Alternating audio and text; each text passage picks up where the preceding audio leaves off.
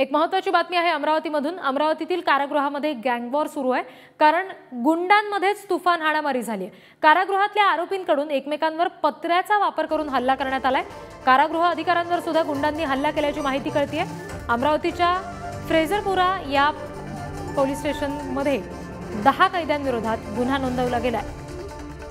कारागृहातच आरोपी एकमेकांना भिडले, पत्र्याचा वापर केला गेला आणि एकमेकांवर हल्ला केला गेलाय।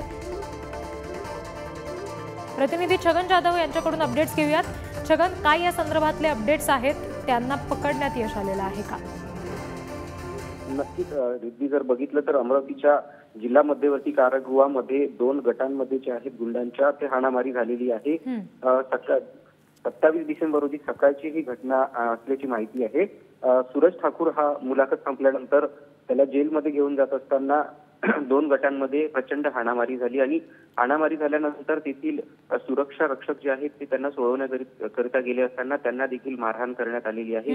आणि या प्रकरणी आता फ्रेझरपुरा पोलिसांनी 10 कैद्यांविरुद्ध खुनाचा प्रयत्न करण्यात आला असल्याचा गुन्हा आणि शासकीय कामात अडथळा आणल्याप्रकरणी गुन्हा दाखल केलेला आहे आणि या संदर्भात आता अधिक तपास सध्या पोलीस छगन, धन्यवाद दिलेल्या सगळ्या माहितीसाठी।